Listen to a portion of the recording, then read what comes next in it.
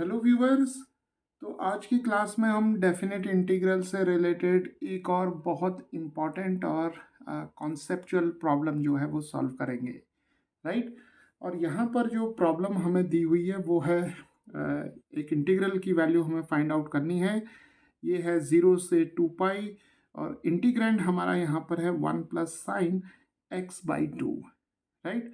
तो इस इंटीग्रल को सॉल्व करने के लिए हमें ट्रिग्नोमेट्री के जो फॉर्मूले हैं उनकी मदद लेनी पड़ेगी और एब्सोल्यूट वैल्यू फंक्शन जो है इसकी भी हमें मदद लेनी पड़ेगी, राइट।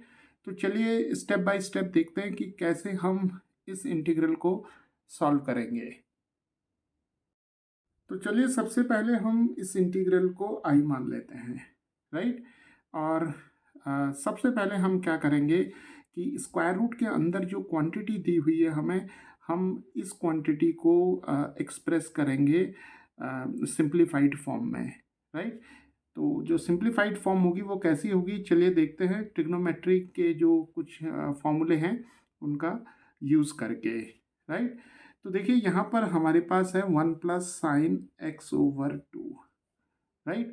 तो अब हम क्या करते हैं कि sin 2 थीटा का फॉर्मूला देखते हैं, राइट। तो sin 2 थीटा का जो फॉर्मूला होता है वो होता है 2 sin theta cos theta, right. अब अगर हम यहाँ थीटा को रिप्लेस कर दें सपोज x/2 से, राइट। तो देखिए हमें मिल जाएगा sine x = 2 sin x/2 cos x/2, right. Okay. अब हम क्या करते हैं कि यहाँ पर x को वापस रिप्लेस करते हैं, मान लेते हैं y/2 से, राइट।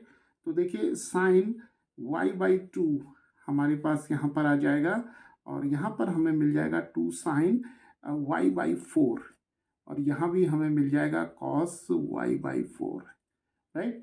तो देखिए sin 2 थीटा का जो फॉर्मूला है उससे हमने पहले sin x के लिए फॉर्मूला निकाला और उसके बाद हमने जो हाफ एंगल फॉर्मूला है sin y/2 के लिए हमने यहाँ पर ये रिजल्ट फाइंड आउट किया, राइट। तो इस रिजल्ट की हमें यहाँ पर ज़रूरत पड़ेगी क्योंकि यहाँ पर देखिए हमारे पास है 1 + sin x/2, राइट। तो देखिए अब 1 + sin x/2 को हम कैसे लिख सकते हैं, तो हम इसे लिख सकते हैं 1 + sin x/2।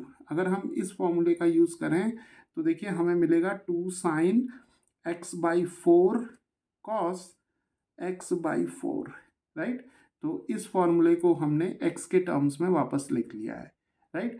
अब देखिए ट्रिग्नोमेट्री का एक और इम्पॉर्टेंट रिजल्ट होता है, वो होता है sin square theta plus cos square theta = 1, right. तो इस रिजल्ट का हम यहाँ पर यूज़ करेंगे। तो अब देखिए यहाँ पर ये 1 दिया हुआ है, तो इस 1 को हम देखिए कैसे लिख सकते हैं। देखिए यहाँ पर 2 sin x/4 cos x/4 है, तो हम 1 को लिख लेते हैं sin square x/4 plus cos square x/4, right. और यहाँ पर आ जाएगा हमारा 2 sin x/4 cos x/4, right. क्योंकि sine square x/4 plus cos square x/4 जो होगा इसकी वैल्यू 1 होगी इस फॉर्मूले से, राइट। तो थीटा की जगह x/4 होगा। तो हमने ऐसा क्यों किया, तो देखिए अगर अब हम यहाँ पर साइन x/4 को a ले लें और कॉस x/4 को b ले लेते हैं, तो देखिए हमारे पास बन जाएगा a² + b² plus 2ab, right. तो ये फॉर्मूला हमारे पास मिल गया हमें a + b का होल स्क्वायर, राइट।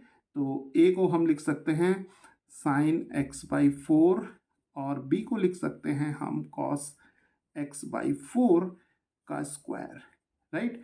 तो इस इंटीग्रल में जो सबसे इम्पॉर्टेंट बात है वो यही है कि 1 प्लस जो स्क्वायर रूट के अंदर हमें 1 + sin x/2 दिया हुआ है इसको हम इस फॉर्म में लिखें, राइट।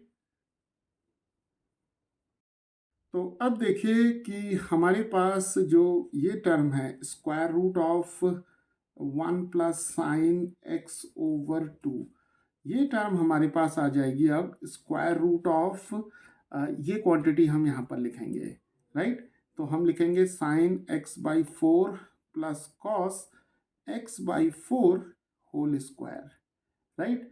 तो अब हमारा जो इंटीग्रल है वो इंटीग्रल बन जाएगा 0 से 2 पाई, और यहाँ आ जाएगा square root of sin x/4 plus cos x/4 whole square, right.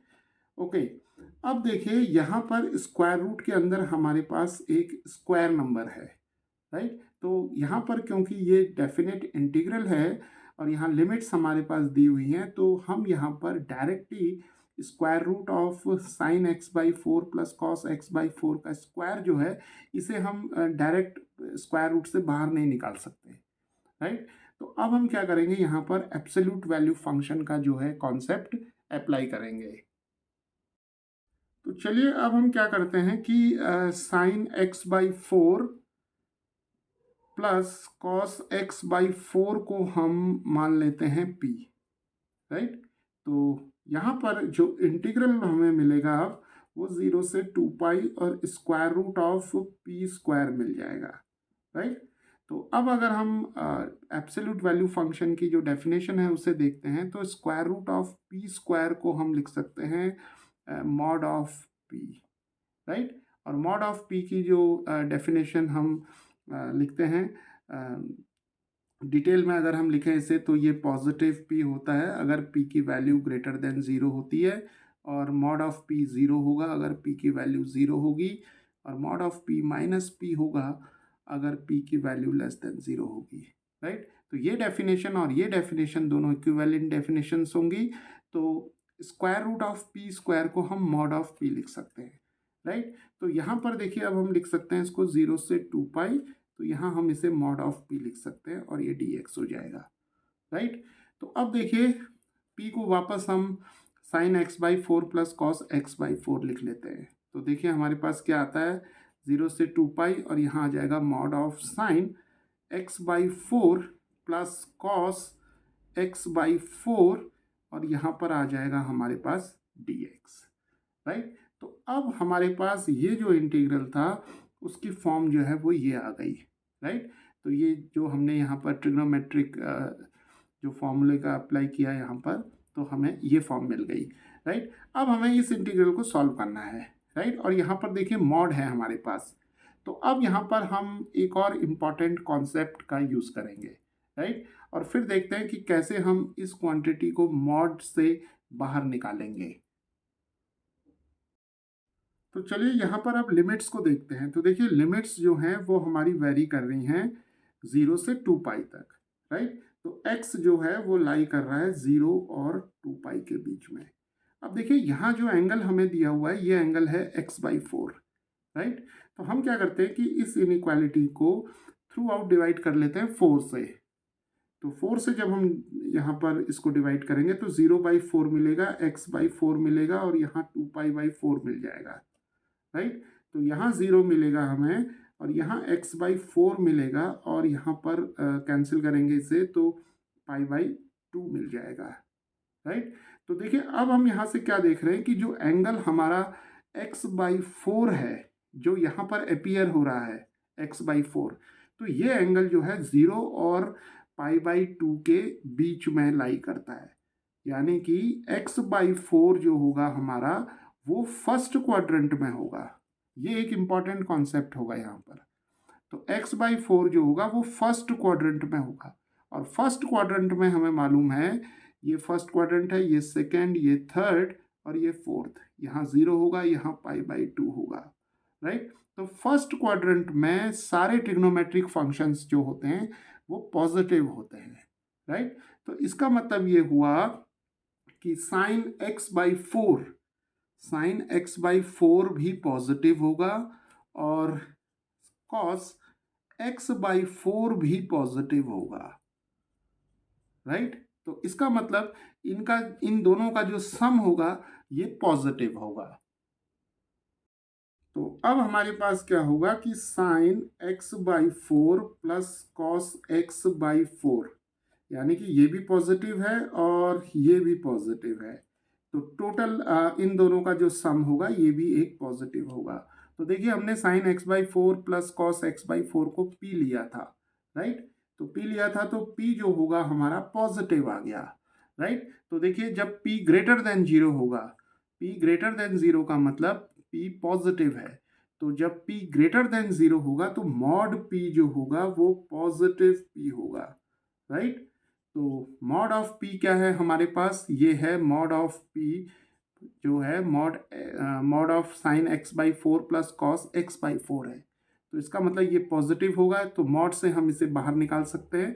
तो हमारे पास जो i की वैल्यू आ जाएगी वो आ जाएगी 0 से 2 पाई, और यहाँ पॉजिटिव आ जाएगा और यहाँ आ जाएगा sign x by four plus cos x by four, और यहाँ पर हमें मिलेगा dx, राइट। तो अब देखिए हमारे पास बहुत इजी इंटीग्रल आ गया है यहाँ पर।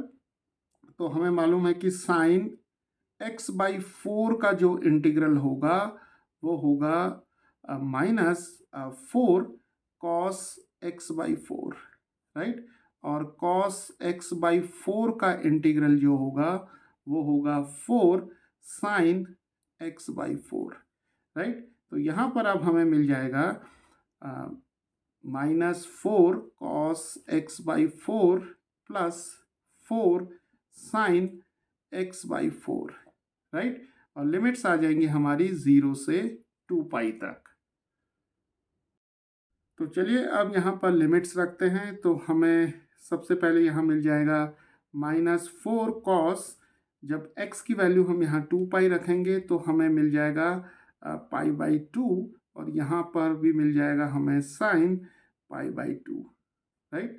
तो x की वैल्यू जब हम यहाँ पर 2 पाई रखेंगे तो 2 से यहाँ जो 4 है वो 2 से कैंसिल होगा तो पाई बाई टू मिलेगा, राइट। और जब हम 0 रखेंगे यहाँ पर तो हमें मिल जाएगा minus four cos zero plus four sine zero, right. तो अब देखिए यहाँ पर हमें मिलेगा कॉस पाई बाई टू 0 होता है, तो माइनस फोर टाइम्स 0 0 हो जाएगा। साइन पाई बाई टू 1 होता है तो ये हमें 4 मिलेगा, और यहाँ पर हमें माइनस फोर, और कॉस ज़ीरो की वैल्यू होती है 1, तो minus four times 1 minus four हो जाएगा, और साइन ज़ीरो की वैल्यू 0 होगी तो ये 0 हो जाएगा, राइट। तो अब देखिए यहाँ पर हमें मिल जाएगा 4 और माइनस माइनस प्लस हो जाएगा, तो 4 प्लस 4 हमें मिल जाएगा 8, राइट।